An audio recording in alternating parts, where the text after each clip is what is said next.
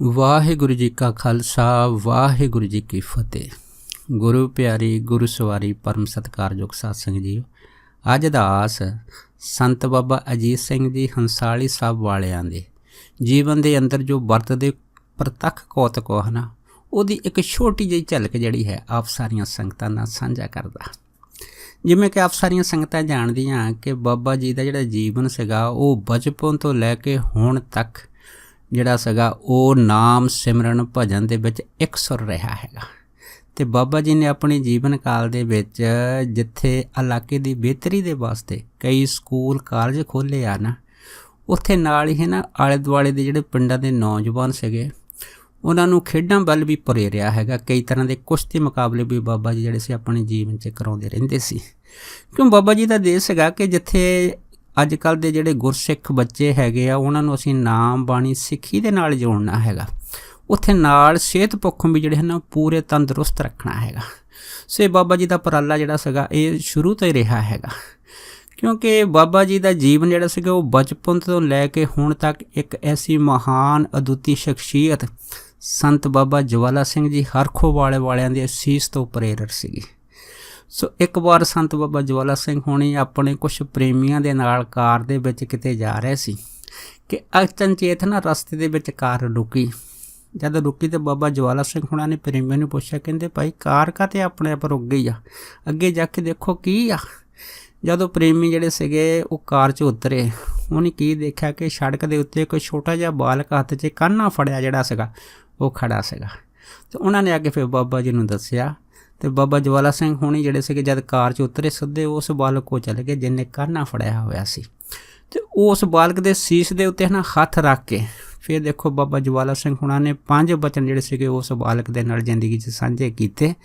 ਇਹ ਬਚਪਨ ਦੀ ਜਿਹੜੀ ਸ਼ੋਅ ਸੀ ਬਚਨਾਂ ਦੀ, ਇਸ ਨੂੰ ਫਿਰ ਨਾ ਸੰਤ ਬਾਬਾ ਅਜੀਤ ਸਿੰਘ ਹੋਣਾ ਨੇ ਸਾਰੀ ਜ਼ਿੰਦਗੀ ਕਮਾਇਆ, ਅਤੇ ਇਸ ਕਮਾਈ ਦਾ ਸਦਕਾ ਹੀ ਫਿਰ ਪੂਰਨ ਬ੍ਰਹਮ ਗਿਆਨੀ ਦੀ ਜਿਹੜੀ ਪਦਵੀ 'ਤੇ ਬਾਬਾ ਅਜੀਤ ਸਿੰਘ ਹੰਸਾਲੀ ਵਾਲੇ ਮਹਾਂਪੁਰਖ ਪਹੁੰਚੇ ਸੀਗੇ। ਸੋ ਇਹ ਉਹਨਾਂ ਦੇ ਜਾਣੀ ਬਚਪਨ ਦੀ ਬਾਬਾ ਜਵਾਲਾ ਸੋਹਣਾ ਦੀ ਅਸੀਸ ਵਾ ਸੰਤ ਬਾਬਾ ਅਜੀਤ ਸਿੰਘ ਦੇ ਉੱਪਰ। ਸੋ ਬਾਬਾ ਅਜੀਤ ਸਿੰਘ ਹੰਸਾਲੀ ਵਾਲੇ ਮਹਾਂਪੁਰਖਾਂ ਦਾ ਦਿਲ ਜਿਹੜਾ ਸੀਗਾ ਬੜਾ ਕੋਮਲ ਸੀਗਾ, ਬੜਾ ਨਰਮ ਸੀਗਾ, ਕਿਉਂਕਿ ਉਹਨਾਂ ਦੇ ਜੀਵਨ ਦੀਆਂ ਬਹੁਤ ਸਾਰੀਆਂ ਘਟਨਾਵਾਂ ਦੇ ਵਿੱਚ ਸਾਨੂੰ ਇਹ ਪਤਾ ਲੱਗਦਾ ਹੈ ਕਿ ਬਾਬਾ ਜੀ ਹੈ ਨਾ ਕਿਸੇ ਦਾ ਵੀ ਜਿਹੜਾ ਦੁੱਖ ਸੀਗਾ ਉਹ ਮਾੜਾ ਜਿਹਾ ਸਹਾਰ ਨਹੀਂ ਸੀ ਸਕਦੇ। ਇੱਕ ਵਾਰ ਇਸ ਤਰ੍ਹਾਂ ਹੈ ਨਾ ਬਾਬਾ ਅਜੀਤ ਸਿੰਘ ਜੀ ਹੰਸਾਲੀ ਵਾਲੇ ਮਹਾਂਪੁਰਖ ਆਪਣੀ ਕਾਰ ਦੇ ਵਿੱਚ ਕਿਤੇ ਜਾ ਰਹੇ ਸੀ।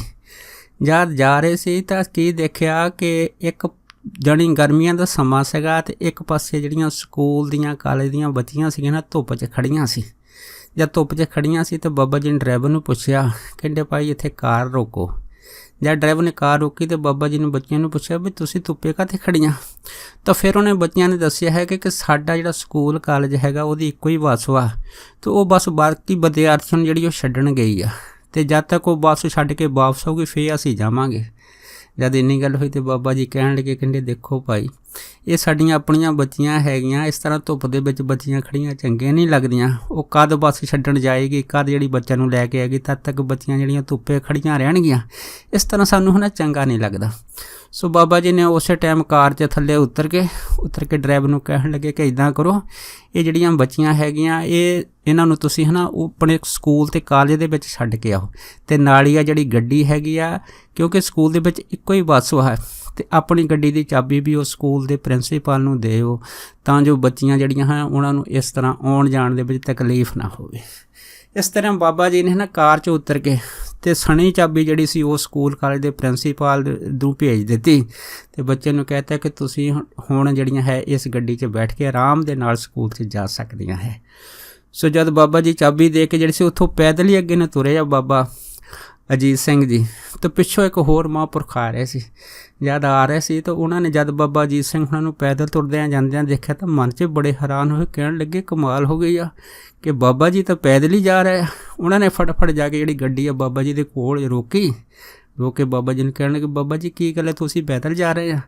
ਪਰ ਨਾਲ ਦਾ ਜਿਹੜਾ ਡਰਾਈਵਰ ਸੀਗਾ ਉਹਨੇ ਦੱਸਿਆ ਕਿ ਬਾਬਾ ਜੀ ਨੇ ਆਪਣੀ ਬੱਸ ਅਤੇ ਗੱਡੀ ਦੀਆਂ ਚਾਬੀਆਂ ਜਿਹੜੀਆਂ ਸਕੂਲ ਦੇ ਪ੍ਰਿੰਸੀਪਲ ਨੂੰ ਭੇਜ ਦਿੱਤੀਆਂ। ਵਿਚਲੀ ਤਾਂ ਗੱਲ ਆ ਹੈਗੀ ਆ। ਫਿਰ ਉਹ ਦੇਖੋ ਮਹਾਂਪੁਰਖ ਕਹਿਣ ਲੱਗੇ, ਕਹਿੰਦੇ ਇਹ ਤਾਂ ਮਹਾਂਪੁਰਖਾਂ ਦੀ ਦਿਆਲਤਾ ਹੈਗੀ ਆ, ਜਿਸ ਕਰਕੇ ਮਹਾਂਪੁਰਖ ਕਿਸੇ ਦਾ ਵੀ ਜਿਹੜਾ ਦੁੱਖ ਸਹਾਰ ਨਹੀਂ ਸਕਦੇ। ਉਹਨਾਂ ਨੇ ਉਸੇ ਟਾਈਮ ਆਪਣੀ ਜਿਹੜੀ ਗੱਡੀ ਦੀ ਚਾਬੀ ਸੀ ਬਾਬਾ ਜੀ ਦੇ ਡਰਾਈਵਰ ਨੂੰ ਫੜਾਉਂਦਿਆਂ ਕਿਹਾ ਕਿ ਅੱਜ ਤੋਂ ਬਾਅਦ ਆ ਮੇਰੀ ਗੱਡੀ ਜਿਹੜੀ ਆ ਉਹ ਤੁਹਾਡੀ ਹੋ ਗਈ, ਤੁਸੀਂ ਬਾਬਾ ਜੀ ਨੂੰ ਗੱਡੀ 'ਚ ਲੈ ਕੇ ਪਹੁੰਚੋ, ਅਸੀਂ ਆਪੇ ਆ ਜਾਵਾਂਗੇ। ਜਦ ਇੰਨੀ ਗੱਲ ਹੋਈ ਤਾਂ ਫਿਰ ਬਾਬਾ ਅਜੀਤ ਸਿੰਘ ਜੀ ਉਸ ਮਹਾਂਪੁਰਖਾਂ ਨੂੰ ਕਹਿਣ ਲੱਗੇ, ਕਹਿੰਦੇ ਭਾਈ ਅਸੀਂ ਤਾਂ ਗੱਡੀ 'ਚ ਬਹਿ ਜਾਵਾਂਗੇ ਪਰ ਤੁਸੀਂ ਕਿਵੇਂ ਆਓਗੇ? ਉਹ ਕਹਿਣ ਲੱਗੇ ਤੁਸੀਂ ਸਾਡਾ ਫਿਕਰ ਨਾ ਕਰੋ, ਅਸੀਂ ਆਪੇ ਪਹੁੰਚ ਜਾਵਾਂਗੇ। ਦੇਖੋ ਜਦੋਂ ਬਾਬਾ ਅਜੀਤ ਸਿੰਘ ਜੀ ਉਸ ਦੀ ਚਾਬੀ ਵਾਲੀ ਗੱਡੀ 'ਚ ਜਦ ਦੁਬਾਰਾ ਫਿਰ ਬੈਠ ਕੇ, ਜਿਹਨੇ ਚਾਬੀ ਦਿੱਤੀ ਸੀ ਮਹਾਂਪੁਰਖਾਂ ਨੇ, ਜਦ ਉੱਥੇ ਪਹੁੰਚੇ ਤਾਂ ਕੀ ਦੇਖਿਆ, ਜਿਹਨਾਂ ਮਹਾਂਪੁਰਖਾਂ ਨੇ ਚਾਬੀ ਗੱਡੀ ਦਿੱਤੀ ਸੀ ਉਹ ਪਹਿਲਾਂ ਹੀ ਉਹਨਾਂ ਤੋਂ ਪਹੁੰਚੇ ਹੋਏ ਸੀ। ਸੋ ਕਹਿਣ ਤੋਂ ਭਾਵ ਇਹ ਮਹਾਂਪੁਰਖਾਂ ਦਾ ਹੈ ਨਾ ਕੋਈ ਆਪਸ ਵਿੱਚ ਇਸ ਤਰ੍ਹਾਂ ਦਾ ਪ੍ਰੇਮ ਦਾ ਤਾਣਾ ਬਾਣਾ ਹੁੰਦਾ ਹੈ ਨਾ, ਜਿਹਨੂੰ ਬ੍ਰਹਮ ਗਿਆਨੀ ਹੀ ਜਿਹੜਾ ਹੈਗਾ ਇੱਕ ਦੂਸਰੇ ਨੂੰ ਸਮਝ ਸਕਦਾ ਹੈਗਾ। ਆਮ ਸੰਸਾਰੀ ਲੋਕੀ ਨੂੰ ਜਿਹੜੇ ਹਨ ਇਸ ਚੀਜ਼ ਦੀ ਸਮਝ ਬੜੀ ਘੱਟ ਆਉਂਦੀ ਆ। ਸੋ ਬਾਬਾ ਜੀ ਜਿਹੜੇ ਹਨ ਆਪਣੇ ਜੀਵਨ ਦੇ ਵਿੱਚ ਜੋ ਬ੍ਰਹਮ ਗਿਆਨੀ ਦੀ ਦ੍ਰਿਸ਼ਟੀ ਆ, ਕਿ ਬ੍ਰਹਮ ਗਿਆਨੀ ਦੀ ਜਿਹੜੀ ਦ੍ਰਿਸ਼ਟ ਹੈਗੀ ਆ ਉਹ ਸਦਾ ਹੀ ਪਰਉਪਕਾਰ 'ਤੇ ਲੱਗੀ ਰਹਿੰਦੀ ਆ। ਇਸ ਤਰ੍ਹਾਂ ਨਾ ਇੱਕ ਵਾਰ ਬਾਬਾ ਅਜੀਤ ਸਿੰਘ ਹੁਣਾਂ ਨੇ ਆਪਣੇ ਪ੍ਰੇਮੀ ਨੂੰ ਆਖਿਆ, ਕਹਿੰਦੇ ਭਾਈ ਇੱਕ ਸੱਜਣ ਇੱਥੇ ਕੈਨੇਡਾ 'ਚ ਰਹਿੰਦੇ ਆ ਅਤੇ ਤੁਸੀਂ ਹੈ ਨਾ ਉਹਨਾਂ ਦਾ ਫੋਨ ਨੰਬਰ 'ਤੇ ਉਹਨਾਂ ਨੂੰ ਫੋਨ ਕਰੋ। ਜਦ ਇੰਨੀ ਗੱਲ ਹੋਈ ਹੈ ਅਤੇ ਉਸ ਪ੍ਰੇਮੀ ਨੇ ਹੈ ਨਾ ਉਹ ਜਿਹੜਾ ਕੈਨੇਡਾ ਵਾਲਾ ਸੱਜਣ ਸੀਗਾ ਉਹਦਾ ਜਿਹੜਾ ਫੋਨ ਨੰਬਰ ਮਿਲਾ ਕੇ ਬਾਬਾ ਅਜੀਤ ਸਿੰਘ ਨੇ ਉਹਨੂੰ ਦੇ ਦਿੱਤਾ। ਅਤੇ ਬਾਬਾ ਜੀ ਉਹਨੂੰ ਕਹਿਣ ਲੱਗੇ, ਕਹਿੰਦੇ ਭਾਈ ਕੀ ਕਰਦਾ? ਉਹ ਕਹਿਣ ਲੱਗਾ ਬਾਬਾ ਜੀ ਮੈਂ ਇਸ ਟਾਈਮ ਹੈ ਨਾ ਟਰਾਲਾ ਚਲਾ ਰਿਹਾ ਹੈਗਾ। ਅਤੇ ਬਾਬਾ ਜੀ ਕਹਿਣ ਲੱਗੇ ਅੱਛਾ ਚਲੋ ਕੋਈ ਗੱਲ ਨਹੀਂ, ਤੂੰ ਇਸ ਤਰ੍ਹਾਂ ਕਰ ਟਰਾਲਾ ਹੈ ਨਾ ਜਿੱਥੇ ਵੀ ਤੈਨੂੰ ਜਗ੍ਹਾ ਮਿਲਦੀ ਆ ਉੱਥੇ ਟਰਾਲਾ ਰੋਕ ਕੇ ਹੈ ਨਾ ਇਹਦੇ ਟਾਇਰਾਂ ਨੂੰ ਥੋੜ੍ਹਾ ਚੈੱਕ ਕਰ, ਕਿਉਂਕਿ ਤੇਰੇ ਟਰਾਲੇ ਦਾ ਆ ਜਿਹੜਾ ਟਾਇਰ ਵਾ ਹੈ ਨਾ ਉਹਦੇ ਜਿਹੜੇ ਨਟ ਬੋਲਟ ਆ ਬਹੁਤ ਢਿੱਲੇ ਹੋ ਗਏ, ਤਾਂ ਕਦੀ ਵੀ ਜਿਹੜਾ ਹੈ ਨਾ ਟਰਾਲਾ ਜਿਹੜਾ ਨਟ ਆ ਉਹ ਖੁੱਲ੍ਹ ਜਾਣੇ ਆ ਅਤੇ ਟਰਾਲੇ ਦਾ ਜਿਹੜਾ ਐਕਸੀਡੈਂਟ ਹੋਣ ਦਾ ਖਤਰਾ ਬਣ ਜਾਣਾ ਹੈਗਾ। ਦੇਖੋ ਬਾਬਾ ਜੀ ਇੱਥੇ ਬੈਠੇ ਆ, ਉਹ ਜਿਹੜੇ ਸੱਜਣ ਆ ਕੈਨੇਡਾ ਟਰਾਲਾ ਚਲਾ ਰਹੇ ਆ। ਜਦ ਉਹਨੇ ਬਾਬਾ ਜੀ ਦੀ ਇਹ ਗੱਲਬਾਤ ਫੋਨ 'ਤੇ ਸੁਣੀ, ਉਹਨੇ ਯਕਦਮ ਜਿਹੜਾ ਟਰਾਲਾ ਸੀਗਾ ਇੱਕ ਸਾਈਡ 'ਤੇ ਕੀਤਾ, ਜਾਂ ਟਰਾਲਾ ਰੋਕਿਆ ਅਤੇ ਜਦ ਚੈੱਕ ਕੀਤਾ ਵਾਕਿਆ ਹੀ ਜਿਹੜਾ ਟਾਇਰ ਸੀਗੇ ਹੈ ਨਾ ਉਹਦੇ ਨਟ ਬੋਲਟ ਖੁੱਲ੍ਹੇ ਸੀਗੇ। ਸੋ ਬਾਬਾ ਜੀ ਨੂੰ ਜਦ ਉਸ ਪ੍ਰੇਮੀ ਨੇ ਜਿਹੜਾ ਸੀਗਾ ਦੁਬਾਰਾ ਫੋਨ ਕਰਕੇ ਦੱਸਿਆ, ਅਤੇ ਜਦ ਬਾਕੀ ਪ੍ਰੇਮੀਆਂ ਨੂੰ ਪਤਾ ਲੱਗਾ ਤਾਂ ਫਿਰ ਬਾਬਾ ਜੀ ਕਹਿਣ ਲੱਗੇ, ਕਹਿੰਦੇ ਵੀ ਦਰਅਸਲ ਗੱਲ ਇਹ ਆ ਕਿ ਇਹ ਜਿਹੜੇ ਹਨ ਸਾਡੇ ਇਹਨਾਂ ਦੇ ਘਰ ਦੇ ਸਾਰੇ ਜਿਹੜੇ ਹੈਗੇ ਸਾਡੇ ਇੱਥੇ ਗੁਰੂ ਘਰ ਦੇ ਵਿੱਚ ਸੇਵਾ ਕਰਦੇ ਆ। ਸੋ ਜਿਹੜੇ ਪ੍ਰੇਮੀ ਸੇਵਾ ਕਰਦੇ ਆ ਭਾਈ ਸਾਡਾ ਵੀ ਫਰਜ਼ ਹੈਗਾ ਕਿ ਉਹਨਾਂ ਨੂੰ ਜਿਹੜਾ ਹੈ ਨਾ ਆਉਣ ਵਾਲੇ ਸਮੇਂ ਦੇ ਵਿੱਚ ਥੋੜ੍ਹਾ ਬਹੁਤਾ ਜਾਗਰਤ ਕਰਨਾ, ਉਹਨਾਂ ਦੀ ਰੱਖਿਆ ਕਰਨੀ। ਰੱਖਿਆ ਤਾਂ ਚਾਹੇ ਵਾਹਿਗੁਰੂ ਜੀ ਕਰਦੇ ਆ, ਪਰ ਉਹਨਾਂ ਨੂੰ ਹੁਣ ਥੋੜ੍ਹਾ ਬਹੁਤਾ ਸੁਚੇਤ ਕਰ ਦੇਣਾ ਇਹ ਸਾਡਾ ਵੀ ਫਰਜ਼ ਹੈਗਾ। ਇਸ ਤਰ੍ਹਾਂ ਨਾ ਬਾਬਾ ਜੀ ਜਿਹੜੇ ਸੀਗੇ ਉਹ ਆਪਣੇ ਜੀਵਨ ਦੇ ਵਿੱਚ ਇਸ ਤਰ੍ਹਾਂ ਦੇ ਇੱਕ ਨਹੀਂ ਅਨੇਕਾਂ ਜਿਹੜੇ ਸੀ ਸਧਾਰਨ ਕੁੱਤ ਜਿਹੜੀ ਸੀ ਸੰਗਤਾਂ ਦੇ ਨਾਲ ਵਾਪਰਦੇ ਰਹਿੰਦੇ ਸੀਗੇ। ਇੱਕ ਵਾਰ ਇੱਕ ਸੱਜਣ ਭਾਈ ਪਰਮਜੀਤ ਸਿੰਘ ਜੀ ਬਾਬਾ ਜੀ ਦੇ ਦਰਸ਼ਨਾਂ ਵਾਸਤੇ ਆਏ। ਜਦ ਆਏ ਤਾਂ ਉਹਨਾਂ ਨੇ ਆ ਕੇ ਨਾ ਬਾਬਾ ਜੀ ਨੂੰ ਮੱਥਾ ਟੇਕਿਆ। ਮੱਥਾ ਟੇਕਣ ਤੋਂ ਬਾਬਾ ਜੀ ਨੂੰ ਪੁੱਛਿਆ, ਕਹਿੰਦੇ ਭਾਈ ਕੀ ਕੰਮ ਕਰਦੇ ਆ? ਉਹ ਕਹਿਣ ਲੱਗਾ ਜੀ ਮੈਂ ਹੈ ਨਾ ਸ਼ਿਪ ਵਾਲਾ ਜਿਹੜਾ ਜਹਾਜ਼ ਆ ਉਹਦੇ ਵਿੱਚ ਕੰਮ ਕਰਦਾ ਹੈਗਾ, ਜਾਂ ਸ਼ਿਪ ਦੇ ਵਿੱਚ ਕੰਮ ਕਰਦਾ। ਬਾਬਾ ਜੀ ਕਹਿੰਦੇ ਭਾਈ ਉਹ ਕੀ ਹੁੰਦਾ ਹੈ? ਅਤੇ ਇੰਨੀ ਗੱਲ ਹੋਈ ਤਾਂ ਉਹ ਕਹਿਣ ਲੱਗੇ ਬਾਬਾ ਜੀ ਉਹਨੂੰ ਪਾਣੀ ਵਾਲਾ ਜਹਾਜ਼ ਆਖਦੇ ਆ। ਅਤੇ ਬਾਬਾ ਜੀ ਕਹਿੰਦੇ ਅੱਛਾ ਪਾਣੀ ਵਾਲਾ ਜਹਾਜ਼ ਚਲਾਉਂਦਾ? ਕਹਿੰਦੇ ਹਾਂ ਬਾਬਾ ਜੀ। ਅਤੇ ਬਾਬਾ ਜੀ ਕਹਿਣ ਲੱਗੇ ਚੱਲ ਠੀਕ ਆ ਕਿ ਤੂੰ ਹੁਣ ਇੱਦਾਂ ਕਰ, ਇੱਥੇ ਹੈ ਨਾ ਕੁਛ ਟਾਈਮ ਸੇਵਾ ਕਰ। ਜਦ ਇੰਨੀ ਗੱਲ ਹੋਈ ਹੁਣ ਬਾਬਾ ਜੀ ਦਾ ਜਿਹੜਾ ਮਨ ਹੁੰਦਾ ਹੈ, ਅਗਰ ਕੋਈ ਵੀ ਸੇਵਾਦਾਰ ਜਿਹਨੂੰ ਆਪ ਬਾਬਾ ਜੀ ਕਹਿੰਦੇ ਸੀ ਵੀ ਤੂੰ ਸੇਵਾ ਕਰਨੀ ਆ ਤਾਂ ਫਿਰ ਉਹਨੂੰ ਹੈ ਨਾ ਸੇਵਾ ਕਰਨੀ ਪੈਂਦੀ, ਕਿਉਂਕਿ ਇਹਦਾ ਕਾਰਨ ਬਾਬਾ ਜੀ ਖੁਦ ਜਾਣਦੇ ਹੁੰਦੇ ਸੀ। ਅਤੇ ਜਦ ਤੱਕ ਬਾਬਾ ਜੀ ਆਗਿਆ ਨਹੀਂ ਸੀ ਦਿੰਦੇ ਵੀ ਸੇਵਕ ਜਿਹੜੇ ਸੀਗੇ ਬਿਨਾਂ ਆਗਿਆ ਤੋਂ ਘਰ ਜਿਹੜੇ ਸੀ ਉਹ ਜਾਂਦੇ ਨਹੀਂ ਸੀ ਹੁੰਦੇ, ਚਾਹੇ ਘਰ ਦੇ ਵਿੱਚ ਜਿੰਨਾ ਕੋਈ ਮਰਜ਼ੀ ਕੰਮ ਹੋਵੇ। ਪਰ ਮਹਾਂਪੁਰਖਾਂ ਦੇ ਹੈ ਨਾ ਜੀਵਨ ਦਾ ਕਹਿ ਲਓ ਕਿ ਇੱਕ ਇਸ ਤਰ੍ਹਾਂ ਦਾ ਰਵੱਈਆ ਹੁੰਦਾ ਹੈ ਨਾ, ਵਰਤਾਰਾ ਹੁੰਦਾ ਹੈ, ਤਾਂ ਜੋ ਸੇਵਕ ਦੇ ਜਿਹੜੇ ਆਉਣ ਵਾਲੇ ਦੁੱਖ ਵਾ ਨਾ ਦਲਿੱਦਰ ਵਾ ਉਹ ਸਦਾ ਵਾਸਤੇ ਦੂਰ ਹੋ ਜਾਣ। ਸੋ ਬਾਬਾ ਜੀ ਨੇ ਉਸੇ ਤਰ੍ਹਾਂ ਹੈ ਨਾ ਭਾਈ ਪਰਮਜੀਤ ਸਿੰਘ ਹੁਣਾਂ ਨੂੰ ਜੇ ਕਹਿ ਤਾ ਸੀਗਾ ਕਿ ਤੁਸੀਂ ਭਾਈ ਕੁਛ ਦਿਨ ਇੱਥੇ ਸੇਵਾ ਕਰੋ ਅਤੇ ਫਿਰ ਚਲੇ ਜਾਓ। ਜਦ ਇੰਨੀ ਗੱਲ ਹੋਈ ਤਾਂ ਉਹ ਫਿਰ 7 ਬਚਨ ਕਹਿ ਕੇ ਇੱਥੇ ਸੇਵਾ ਕਰਨ ਲੱਗ ਪਏ, ਪਰ ਮਨ ਵਿੱਚ ਅੰਦਰ ਚਾਹਨਾ ਸੀਗੀ ਕਿ ਮੈਂ ਹੈ ਨਾ ਘਰ ਚਲਾ ਜਾਵਾਂ। ਜਦ ਇੰਨੀ ਗੱਲ ਹੋਈ ਤਾਂ 2 ਦਿਨ ਸੇਵਾ ਕਰਦੇ ਨੂੰ ਹੋਇਆ ਅਤੇ ਫਿਰ ਉਹਦੇ ਮਨ 'ਚ ਆਇਆ ਕਿ ਮੈਂ ਤਾਂ ਘਰੋਂ ਕੋਈ ਕੱਪੜਾ ਨਹੀਂ ਲੈ ਕੇ ਆਇਆ, ਕੋਈ ਚੀਜ਼ ਨਹੀਂ ਲੈ ਕੇ ਆਇਆ, ਅਤੇ ਬਾਬਾ ਜੀ ਨੇ ਮੈਨੂੰ ਜਾਣ ਵਾਸਤੇ ਵੀ ਇਸ਼ਾਰਾ ਨਹੀਂ ਕੀਤਾ ਹੈਗਾ। ਇਸ ਕਰਕੇ ਕਿਉਂ ਨਾ ਹੋਵਾਂ ਕਿ ਮੈਂ ਆਪ ਹੀ ਬਾਬਾ ਜੀ ਤੋਂ ਇਜਾਜ਼ਤ ਲੈ ਲਵਾਂ। ਅਤੇ ਭਾਈ ਪਰਮਜੀਤ ਸਿੰਘ ਹੁਣੀ ਹੈ ਨਾ ਬਾਬਾ ਜੀ ਦੇ ਸਾਹਮਣੇ ਗਏ। ਬਾਬਾ ਜੀ ਕਹਿਣ ਲੱਗੇ ਬਾਬਾ ਜੀ ਵੀ ਤੁਸੀਂ ਮੈਨੂੰ ਸੇਵਾ ਵਾਸਤੇ ਕਹਿਤਾ, ਪਰ ਮੈਂ ਘਰੋਂ ਕੋਈ ਕੱਪੜਾ ਕੋਈ ਹੋਰ ਚੀਜ਼ ਜ਼ਰੂਰੀ ਜਿਹੜੀ ਉਹ ਲੈ ਕੇ ਨਹੀਂ ਆਇਆ। ਫਿਰ ਬਾਬਾ ਜੀ ਕਹਿਣ ਲੱਗੇ ਚੱਲ ਕੋਈ ਗੱਲ ਨਹੀਂ, ਜੇ ਨਹੀਂ ਆਇਆ ਤਾਂ ਉਹਨੇ ਆਪਣੇ ਪਿੱਛੇ ਭੇਜ ਦੇਣਗੇ, ਤੂੰ ਬਸ ਇੱਥੇ ਸੇਵਾ ਕਰ। ਇੰਨੀ ਗੱਲ ਹੋਈ ਤਾਂ ਭਾਈ ਪਰਮਜੀਤ ਸਿੰਘ ਜੀ ਚੁੱਪ ਕਰੇ, ਦੁਬਾਰਾ ਫਿਰ ਸੇਵਾ ਕਰਨ ਲੱਗ ਪਏ। ਜਦੋਂ ਘਰਦਿਆਂ ਨੇ ਫੋਨ ਕਰਕੇ ਪਤਾ ਕੀਤਾ ਫਿਰ ਸੇਵਕਾਂ ਨੇ ਦੱਸਿਆ ਜੀ ਉਹਨਾਂ ਨੂੰ ਤਾਂ ਬਾਬਾ ਜੀ ਨੇ ਆਪਣੀ ਸੇਵਾ ਦੇ ਵਿੱਚ ਰੱਖ ਲਿਆ ਹੈਗਾ। ਫਿਰ ਘਰਦਿਆਂ ਨੇ ਕੀਤਾ ਚਲੋ ਠੀਕ ਹੈ, ਬਾਬਾ ਜੀ ਦੀ ਆਪਣੀ ਮੌਜ ਹੁੰਦੀ ਆ। ਚਲੋ ਉਹਨਾਂ ਨੇ ਕਿਹਾ ਵੀ ਉਹ ਕੱਪੜਾ ਤਾਂ ਕੋਈ ਲੈ ਕੇ ਨਹੀਂ ਗਏ। ਉਹਨਾਂ ਨੇ ਫਿਰ ਜਿਹੜੇ ਜ਼ਰੂਰੀ ਕੱਪੜੇ ਸੀ ਹੈ ਨਾ ਉਹ ਇੱਥੇ ਹੀ ਹੰਸਾਲੀ ਜਿਹੜੇ ਸੀਗੇ ਉਹ ਭੇਜ ਦਿੱਤੇ। ਜਦ ਭੇਜ ਦਿੱਤੇ। ਹੁਣ ਭਾਈ ਪਰਮ ਸਿੰਘ ਜੀ ਸੇਵਾ ਤਾਂ ਕਰਦੇ ਆ, ਪਰ ਅੰਦਰ ਹੈ ਨਾ ਮਨ ਦੇ ਵਿੱਚ ਘਰ ਜਾਣ ਦੀ ਜਿਹੜੀ ਕਾਹਲੀ ਬਣੀ ਰਹਿੰਦੀ ਆ। ਫਿਰ ਸਮਾਂ ਜਦ ਹੈ ਨਾ ਮੌਕਾ ਮਿਲਦਾ, ਭਾਈ ਪਰਮਜੀਤ ਸਿੰਘ ਜੀ ਜਿਹੜੇ ਸੀ ਨਹੀਂ ਜਾਣ ਬੁੱਝ ਕੇ ਬਾਬਾ ਜੀ ਦੇ ਸਾਹਮਣੇ ਆ ਜਾਂਦੇ, ਤਾਂ ਜੋ ਹੈ ਨਾ ਬਾਬਾ ਜੀ ਦੇ ਸਾਹਮਣੇ ਰਹੇ। ਤਾਂ ਹੋ ਸਕਦਾ ਬਾਬਾ ਜੀ ਮੈਨੂੰ ਦੇਖ ਕੇ ਕਹਿਣ ਚੰਗਾ ਚੱਲ ਠੀਕ ਆ, ਹੁਣ ਤੂੰ ਘਰ ਚਲਿਆ ਜਾ। ਪਰ ਬਾਬਾ ਜੀ ਉਹਨੂੰ ਕਹਿੰਦੇ ਨਹੀਂ ਵੀ ਤੂੰ ਘਰ ਚਲੇ ਜਾ। ਬਸ ਪਰਮਜੀਤ ਸਿੰਘ ਜੀ ਸੇਵਾ ਕਰਦੇ ਜਦੋਂ ਫਿਰ ਜਦ ਮੌਕਾ ਮਿਲਦਾ ਹੈ ਨਾ ਬਾਬਾ ਜੀ ਦੇ ਸਾਹਮਣੇ ਆ ਜਾਂਦੇ, ਅਤੇ ਆ ਕੇ ਬਾਬਾ ਜੀ ਨੂੰ ਕਹਿੰਦੇ ਬਾਬਾ ਜੀ ਹੁਣ ਮੈਨੂੰ ਛੁੱਟੀ ਆ, ਮੈਂ ਜਾ ਸਕਦਾ। ਅਤੇ ਬਾਬਾ ਜੀ ਕਹਿੰਦੇ ਇੰਨੀ ਕਿਹੜੀ ਜਲਦੀ ਹੈ, ਅਜੇ ਤੂੰ ਸੇਵਾ ਕਰ ਭਾਈ, ਚਲੇ ਜਾਈਂ ਤੈਨੂੰ ਭੇਜ ਦਿਆਂਗੇ। ਭਾਈ ਇਹ ਸੁਣ ਕੇ ਨਾ ਭਾਈ ਪਰਮਜੀਤ ਸਿੰਘ ਹੁਣ ਜਿਹੜੇ ਚੁੱਪ ਕਰ ਜਾਂਦੇ। ਇਸ ਤਰ੍ਹਾਂ ਸਮਾਂ ਜਿਹੜਾ ਸੀ ਨਾ ਜਦ ਲੰਘਦਾ ਗਿਆ, ਅਤੇ ਭਾਈ ਪਰਮਜੀਤ ਸਿੰਘ ਹੁਣ ਜਿਹੜਾ ਮਨ ਸੀਗਾ ਹੈ ਨਾ ਉਹ ਜ਼ਿਆਦਾ ਕਾਹਲੀ ਪੈ ਗਿਆ। ਜਦ ਜ਼ਿਆਦਾ ਕਾਹਲੀ ਪੈ ਗਿਆ ਫਿਰ ਉਹ ਬਾਬਾ ਜੀ ਦੇ ਸਾਹਮਣੇ ਗਿਆ। ਬਾਬਾ ਜੀ ਨੇ ਕਹਿੰਦੇ ਬਾਬਾ ਜੀ ਵੀ ਹੁਣ ਤਾਂ ਮੈਂ ਘਰ ਜਾ ਸਕਦਾ, ਹੁਣ ਤਾਂ ਕਾਫੀ ਦਿਨ ਹੋ ਗਏ ਮੈਨੂੰ ਤੁਹਾਡੇ ਕੋਲ ਸੇਵਾ ਕਰਦੇ। ਅਤੇ ਬਾਬਾ ਜੀ ਕਹਿਣ ਲੱਗੇ ਵੀ ਠੀਕ ਆ, ਕਾਫੀ ਦਿਨ ਹੋ ਗਏ, ਪਰ ਅਜੇ ਤੈਨੂੰ ਜਾਣ ਦਾ ਜਿਹੜਾ ਹੈ ਨਾ ਤੇਰਾ ਸਮਾਂ ਨਹੀਂ ਆਇਆ।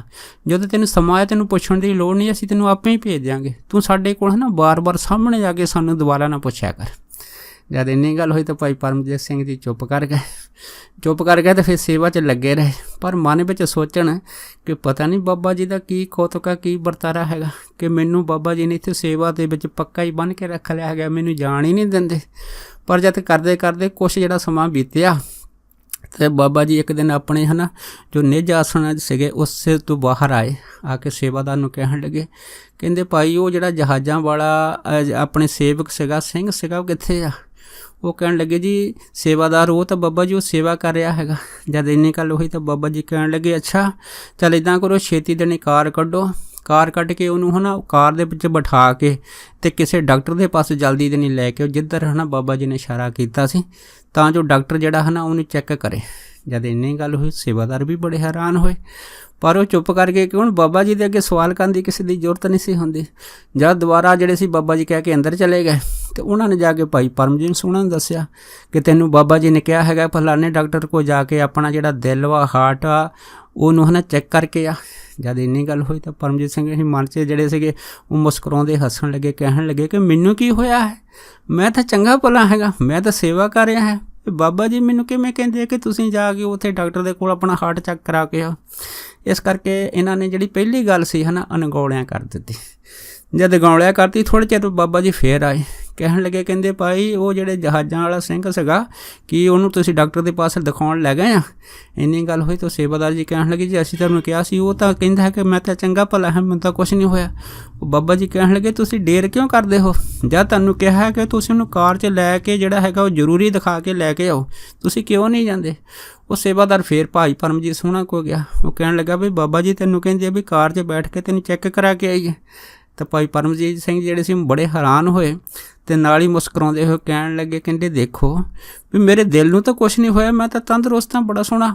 ਹਾਂ ਥੋੜ੍ਹੀ ਬਹੁਤ ਮੇਰੀ ਜਿਹੜੀ ਇੱਕ ਬਾਂਹ ਹੈ ਨਾ ਉਹ ਜ਼ਰੂਰ ਦੁਖਦੀ ਆ, ਪਰ ਮੈਂ ਸਮਝਦਾ ਵੀ ਸ਼ਾਇਦ ਹੋ ਸਕਦਾ ਹੈਗਾ ਸੇਵਾ ਕਰਦੇ ਹਾਂ ਜਿਹੜੀ ਬਾਂਹ ਦਾ ਥੋੜ੍ਹਾ ਜ਼ੋਰ ਲੱਗ ਗਿਆ ਹੈ, ਹੋਰ ਮੈਨੂੰ ਕੋਈ ਪ੍ਰੋਬਲਮ ਨਹੀਂ ਹੈ। ਇਹ ਕਹਿ ਕੇ ਜਿਹੜੀ ਸੀਗੀ ਭਾਈ ਪਰਮਜੀਤ ਸਿੰਘ ਅਤੇ ਸੇਵਾਦਾਰ ਜਿਹੜੇ ਸੀਗੇ ਉਹਨਾਂ ਨੇ ਗੱਲ ਥੋੜ੍ਹੀ ਢਿੱਲੀ ਪਾਤੀ। ਜਦ ਢਿੱਲੀ ਪਾਤੀ ਤਾਂ 10 ਮਿੰਟ ਬਾਅਦ ਬਾਬਾ ਜੀ ਫੇਰ ਆਏ। ਫਿਰ ਹੁਣ ਕਹਿਣ ਲੱਗੇ ਕਹਿੰਦੇ ਭਾਈ ਜਹਾਜ਼ਾਂ ਵਾਲੇ ਬੰਦੇ ਨੂੰ ਲੈ ਗਏ ਆ? ਇੰਨੀ ਗੱਲ ਹੋਈ ਸੇਵਾਦਾਰ ਕਹਿਣ ਲੱਗੇ ਕਹਿੰਦੇ ਜੀ ਨਹੀਂ ਅਜੇ ਤਾਂ ਅਸੀਂ ਲੈ ਕੇ ਨਹੀਂ ਗਏ। ਬਾਬਾ ਜੀ ਕਹਿੰਦੇ ਛੇਤੀ ਕਰੋ, ਕਾਰ ਦੇ ਵਿੱਚ ਹੁਣੇ ਬਿਠਾਓ ਅਤੇ ਮੇਰੇ ਸਾਹਮਣੇ ਲੈ ਕੇ ਜਾਓ। ਬਸ ਇੰਨੀ ਕਹਿਣ ਦੀ ਢੇਰ ਸੀ। ਬਸ ਉਸੇ ਟਾਈਮ ਜਿਹੜੇ ਉਹ ਸੇਵਾਦਾਰਾਂ ਨੇ ਭਾਈ ਪਰਮਜੀਤ ਸਿੰਘ ਨੇ ਕਿਹਾ ਬਾਬਾ ਜੀ ਦਾ ਇਹ ਤੀਸਰਾ ਵਚਨ ਹੈਗਾ, ਇਹ ਤੈਨੂੰ ਹੁਣ ਜਾਣਾ ਹੀ ਪੈਣਾ, ਚਾਹੇ ਤੈਨੂੰ ਬਿਮਾਰੀ ਹੈ ਜਾਂ ਨਹੀਂ ਹੈ। ਬਸ ਇਹ ਕਹਿੰਦੇ ਹੈ ਨਾ। ਫਿਰ ਦੇਖੋ ਸੇਵਾਦਾਰ ਜਿਹੜੇ ਸੀਗੇ ਭਾਈ ਪਰਮਜੀਤ ਸਿੰਘ ਨੂੰ ਆਪਣੀ ਗੱਡੀ ਦੇ ਵਿੱਚ ਡਾਕਟਰ ਦੇ ਪਾਸ ਲੈ ਗਏ। ਜਦ ਡਾਕਟਰ ਦੇ ਪਾਸੇ ਜਾ ਕੇ ਲੈ ਗਏ ਅਤੇ ਉੱਥੇ ਫਿਰ ਡਾਕਟਰ ਨੂੰ ਹੈ ਨਾ ਭਾਈ ਪਰਮਜੀਤ ਸਿੰਘ ਸੇਵਾਦਾਰਾਂ ਨੇ ਇਹ ਦੱਸਿਆ ਕਿ ਸਾਨੂੰ ਸੰਤ ਬਾਬਾ ਜੀ ਨੇ ਹੈ ਨਾ ਤੁਹਾਡੇ ਪਾਸ ਇਹਦਾ ਹਾਰਟ ਚੈੱਕ ਕਰਨ ਵਾਸਤੇ ਭੇਜਿਆ ਹੈ, ਸੋ ਤੁਸੀਂ ਹੈ ਨਾ ਇਹਦੇ ਹਾਰਟ ਦੀ ਪਹਿਲਾਂ ਚੈੱਕਅਪ ਕਰੋ। ਜਦ ਇੰਨੀ ਗੱਲ ਹੋਈ ਅਤੇ ਫਿਰ ਡਾਕਟਰ ਨੇ ਉਸੇ ਟਾਈਮ ਉਹਨੂੰ ਜਿਹੜਾ ਸੀਗਾ ਲੰਮਾ ਪਾ ਕੇ ਜਦੋਂ ਉਹਦਾ ਹਾਰਟ ਚੈੱਕ ਕੀਤਾ ਅਤੇ ਹਾਰਟ ਚੈੱਕ ਕਰਦਿਆਂ ਹੈ ਨਾ ਉਹ ਡਾਕਟਰ ਉੱਚੀ ਦੇਣੀ ਚੌਂਕ ਕੇ ਕਹਿਣ ਲੱਗਾ ਕਿ ਇਹਨੂੰ ਤਾਂ ਜਿਹੜਾ ਹੈਗਾ ਉਹ ਦਿਲ ਦਾ ਅਟੈਕ ਸ਼ੁਰੂ ਹੋ ਗਿਆ ਹੈ। ਇੰਨੀ ਗੱਲ ਕਹਿਣ ਦੀ ਢੇਰ ਸੀ। ਬਸ ਫੇਰ ਕੀ ਸੀ, ਉਸੇ ਟਾਈਮ ਜਿਹੜੀਆਂ ਉਹਨੂੰ ਐਮਰਜੈਂਸੀ ਰੂਮ 'ਚ ਖੜਿਆ ਗਿਆ। ਬਸ ਉਸੇ ਟਾਈਮ ਮਸ਼ੀਨਾਂ ਲਾਈਆਂ ਗਈਆਂ। ਮਸ਼ੀਨਾਂ ਲਾਉਣ ਤੋਂ ਬਾਅਦ ਫਿਰ ਉਹਦਾ ਜਿਹੜਾ ਟਰੀਟਮੈਂਟ ਇਲਾਜ ਸੀਗਾ ਹੈ ਨਾ ਫਿਰ ਡਾਕਟਰ ਨੇ ਸ਼ੁਰੂ ਕੀਤਾ। ਜਦ ਸ਼ੁਰੂ ਕੀਤਾ ਕਰਦਿਆਂ ਜਿਹੜਾ ਸੀਗਾ ਕੁਛ ਟਾਈਮ ਬੀਤ ਗਿਆ, ਰਾਤ ਹੋਈ। ਰਾਤ ਤੋਂ ਬਾਅਦ ਫਿਰ ਦੂਸਰਾ ਜਿਹੜਾ ਅਟੈਕ ਸੀਗਾ ਉਹ ਦੁਬਾਰਾ ਫਿਰ ਹੋਇਆ। जद दोबारा फिर होया फिर जिहड़ी सी हॉस्पिटल दे विच डॉक्टर नूं भज दौड़ पई। जद दोबारा जिहड़ा सी फिर पूरी जोर दे नाल जिहड़ा सीगा वो मशीनां दे द्वारा इलाज कीता गया। करदा जद तीसरी बार थोड़ी जी होश पाई परमजीत सिंह हुणां नूं आई, पर जद सवेरा होया तकरीबन 5 बजे दोबारा फिर तीसरा जिहड़ा जबरदस्त अटैक होया हार्ट दा। जद जबरदस्त अटैक होया, अटैक तो बाद बस भाई परमजीत सिंह जिहड़े मूर्छित हो गए सीगे। उस तो बाद फिर डॉक्टर ने पूरा जोर लाया, पर जोर लाउण दे बाद भी जिहड़े सीगे ना वो जिहड़ी दिल दी धड़कन सीगी वो आहिस्ता आहिस्ता करके जिहड़ी सी वो बंद हो गई। तो भाई परम सिंह सोना दी जिहड़ी सी वो डॉक्टर ने डैथ जिहड़ी सी वो डिकलेयर कर दित्ती। उस तो बाद फिर जिहड़े सीगे सनाटा होना जिहड़ी कुदरती गल सी। डॉक्टर ने सेवादार नूं दस्सिया कि जिहड़ा तुसीं जिहड़ा सेवादार रात लैके आए सी उहनूं 3 अटैक जिहड़े सी उपरों थली हो गए। असीं बड़ी कोशिश कीती पर सॉरी कि असीं उहनूं बचा नहीं सके। जद ये गल होई तो फिर 6 बज गए सीगे। हुण सेवादार ने मन च सोचिया कि हुण की हो सकदा है, हुण बाबा जी नूं फोन करांगे, जद तक बाबा जी जो हुक्म देणगे उहदे हिसाब नाल ही असीं जिहड़ा है इहदा काम करांगे। पर बाबा जी जद तक अपने सिमरन साधना तो बाहर नहीं आउंदे तद तक इस नाल गल नहीं कर सकदे। इस तरह करदे करदे सेवादार जिहड़े सीगे वो बाबा जी दे पास पहुँच गए। जद पहुँच गए तकरीबन 10 बजे बाबा जी जद अपने भजन सिमरन अस्थान तो बाहर आए तो सेवादार जिहड़े सीगे बाबा जी नूं कहण लगे, बाबा जी कि जिहड़ा सेवादार तुसीं उत्थे डॉक्टर दे पास भेजिया सी हार्ट दा अटैक जिहड़ा जिहनूं होया सीगा, कहंदे डॉक्टर ने बड़ा जोर लाया, वो सेवादार नूं 2-3 अटैक जिहड़े इकट्ठे ही जबरदस्त हो गए। तो बाबा जी कहण लगे अच्छा फिर की होया? तो फिर सेवादार कहण लगे कि 2-3 अटैक इकट्ठे होने तो बाद है ना कहते ਉਹਦੀ ਜਿਹੜੀ ਸੀ ਉਹ मौत हो गई आ, क्यों डॉक्टर ने बाह पेश बड़ी लाई भाई कोई ਉਹਨੂੰ बचा नहीं सकिया। इस करके ਜਿਹੜੇ ਸੀਗੇ ਹੁਣ ਤੁਸੀਂ ਸਾਨੂੰ ਇਹ ਦੱਸੋ कि ਹੁਣ ਸਾਨੂੰ अगला हुक्म की आ। जद इन्नी गल होई आ ਉਹਦੀ मौत की खबर सुन के ना बाबा अजीत सिंह जी ਜਿਹੜੇ ਸੀਗੇ ਉਹ कुछ टाइम चुप कर गए। चुप करके फिर थोड़ा जिहा ना बाबा जी ਜਿਹੜੇ ਸੀਗੇ अपने रसना ਦੇ ਵਿੱਚੋਂ थोड़ा जिहा मुस्कराए। मुस्करा के सेवादार नूं कहण लगे, कहंदे भाई इस तरह करो तुसी है ना वो डॉक्टर नूं फोन लावो। जदों सेवादार ने डॉक्टर नूं बाबा जी दे कहे ते फोन लाया तो बाबा जी डॉक्टर नूं कहण लगे, कहंदे डॉक्टर साहब की गल होई? तो डॉक्टर कहण लगा जी ਉਹਦੇ ਜਿਹੜੀ दिल की धड़कन सीगी ना बंद हो गई आ। इस करके जो दिल की धड़कन बंद हो जाती है ना फिर शरीर जिहड़ा हैगा सदा लई मृत्यु हो जाता, दोबारा जिहड़ा हैगा शरीर चल नहीं सकता। तो असीं तो उन्होंने बहुत दबण घुटण की कोशिश की सी पर दिल की धड़कन जिहड़ी सी वो हुण बंद हो गई आ। तो इस करके उसकी मौत होए नूं जिहड़े सी वो इन्ने घंटे हो चुके आ। जद इन्नी गल होई तो बाबा जी कहण लगे, कहंदे देखो भाई जिहड़ा दिल की धड़कन चला के बंद कर सकदा हैगा उही जिहड़ा ना वाहिगुरू हैगा उहदी धड़कन जिहड़ी दोबारा भी चला सकदा है। तुसीं इस तरह करो थोड़ी बहुती कोशिश करो उहदे शरीर नूं है ना थोड़ा बहुता पंप जां दबा के कोशिश करो, हो सकता हैगा ये जिहड़ी बंद दिल की धड़कन है दोबारा चल जाए, थोड़ी कोशिश करके देखो। जद बाबा जी दे कहण ते है ना डॉक्टर ने दोबारा फिर जद जिहड़ी सीगी उस भाई परमजीत सिंह जिन्हां दी मौत हो चुकी सी उन्हां दे शरीर नूं थोड़ा दबिया घुटिया, जद उपर थल्ले कीता पंप देण दी कोशिश कीती ते जद की होया एक ज़ाहरा जिहड़ी करामात सामने आई। तो भाई परम सिंह हुणां दा जिहड़ा दिल काफ़ी समा पहलां बंद हो चुका सीगा वो फिर दोबारा जिहड़ा सी धड़कण लग पिया। जद दिल दोबारा चलिया बस हौली हौली करदे भाई परमजीत सिंह नूं फिर होश आ गई तो उन्हां नूं एक नवां जीवन मिलिया। सो कहण तो भाव ये आ कि बाबा जी दे जिहड़े जीवन दे विच एक नहीं इस तरह दे अनेकां जिहड़े कौतक हैगे आ। बाबा जी दे आम संगतां दे विच जिहड़े सीगे वो आम हुंदे रहिंदे सीगे। ये जिहड़े ना ब्रह्म ज्ञानी दी जिहड़ी दृष्टि हुंदी आ उस दृष्टि दे विच इन्नी ताकत हुंदी है ना कि जिस नूं भी चाहो ब्रह्म ज्ञानी जिहड़े है वो उस नूं उसे तरह बना देंदे जिस तरह की उहदी भावना होवे। पर भावना जिहड़ी है वो ब्रह्म ज्ञानी दी इहो ही हुंदी आ कि इहदा जीवन कदी जिहड़ा है ना व्यर्थ ना जावे, किते चंगे पासे लगे तां जो इहदा लोक ते परलोक सहेला हो सके। सो दास महापुरखां दे जीवन दे हजे इन्ने ही कौतक जिहड़ा संगतां नाल साझा करदा होया खिमा दा जाचक आ जी। होइयां बेअंत भुलां चुकां दी खिमा बख्शणी। सो फतेह बुलाओ। वाहिगुरू जी का खालसा वाहिगुरू जी की फतेह।